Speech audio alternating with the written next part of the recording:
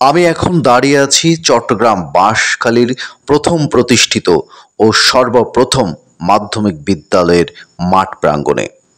যে বিদ্যালয়টি ১৯৭১ সালের মহান মুক্তিযুদ্ধ, ৫২-এর ভাষা আন্দোলন সহ অসংখ্য ইতিহাসের সাক্ষী হয়ে এখনও শিক্ষার আলো ছড়িয়ে যাচ্ছে। এই বিদ্যালয় কবে, কখন, কিভাবে প্রতিষ্ঠিত হয় সেই সব ইতিহাস জানতে ভিডিওটি সম্পূর্ণ দেখার অনুরোধ রইল। শত বছর ধরে আলোকিত মানুষ গড়ার লক্ষ্যে শিক্ষার আলো ছড়িয়ে যাচ্ছে চট্টগ্রামের বাঁশখালী উপজেলার বাণীগ্রাম উচ্চ বিদ্যালয়। বাঁশখালীর সর্বপ্রথম মাধ্যমিক বিদ্যালয় এটি। বাণীগ্রামের সম্ভ্রান্ত রায় পরিবারের ৩ ভাই গিরীন্দ্রচন্দ্র রায়, সুরেন্দ্রচন্দ্র রায় ও নগেন্দ্র কুমার রায় ১৯১৭ সালের জানুয়ারি মাসে এই বিদ্যালয় প্রতিষ্ঠা করেন।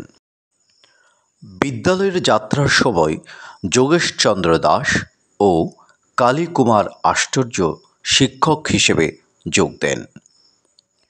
সেই সময় ছাত্র ছিল মাত্র ৭ জন। ১৯৭১ সালে বিদ্যালয়টি বাঁশখালীর প্রথম মাধ্যমিক বিদ্যালয় হিসেবে কলকাতা বিশ্ববিদ্যালয়ের মঞ্জুরি লাভ করেন। এই বিদ্যালয়ের ৪২ জন ছাত্র ১৯৭১ সালে বঙ্গবন্ধু শেখ মুজিবুর রহমানের ডাকে সাড়া দিয়ে মহান মুক্তিযুদ্ধে ঝাঁপিয়ে পড়েন। ১৯৫২ সালের ২১শে ফেব্রুয়ারি ভাষা আন্দোলনের খবর পেয়ে ২৩ ফেব্রুয়ারি তৎকালীন বিদ্যালয়ের ছাত্রছাত্রীরা বিক্ষোভ মিছিল এবং প্রতীকী ধর্মঘট করেন।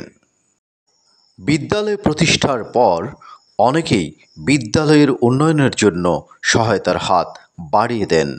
তাদের মধ্যে অন্যতম বৈলছড়ি নিবাসী খান বাহাদুর বদি আহমদ চৌধুরী জমি কিনে খেলার মাঠের জন্য দান করেন। পশ্চিমবঙ্গের বর্ধমান নিবাসী খান বাহাদুর আব্দুল মমিনও বিদ্যালয়ের জন্য জায়গা দান করেন। ১৯৬২ সালে গোবিন্দ প্রসন্ন চৌধুরী ডাক বিভাগের সরকারের অবসরের সম্পূর্ণ টাকা বিদ্যালয়ে দান করেন। এছাড়া আরও অনেকেই এই বিদ্যালয়ে নানাভাবে সাহায্য ও সহযোগিতা করে গেছেন। শতবর্ষী পুরনো ভবনটা ঝুঁকিপূর্ণ হওয়ার কারণেই নতুন ভবন তৈরি করা হয়। সেই নতুন ভবনে সব মিলিয়ে কয়েক হাজার ছাত্রছাত্রীরও বেশি হবে। ছাত্রছাত্রী বালক বালিকাদের জন্য আলাদা আলাদা ক্লাস নেওয়ার সুব্যবস্থা আছে।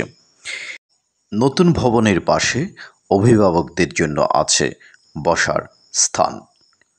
পাশেই প্রাথমিক বিদ্যালয়। কোমলমতি শিশুদের জন্য রয়েছে বিনোদনের সুব্যবস্থা। বাঁশখালী মূল সড়কের পাশে অবস্থিত শহীদ মিনার থেকে মাত্র ১০০ মিটার পূর্বে পাহাড়ের চূড়ায় বিদ্যালয়টি অবস্থিত। আপনিও চাইলে এই বিদ্যালয়টি ঘুরে আসতে পারেন। ভিডিওটি যদি ভালো লাগে অবশ্যই সাবস্ক্রাইব করতে ভুলবেন না এবং যত পারেন শেয়ার করবেন। ধন্যবাদ। আবার কোনো একটি ভিডিও নিয়ে আপনাদের সামনে হাজির হব। আমি রাজীব সুশীল রাজ। ভালো থাকবেন সবাই। শুভকামনা।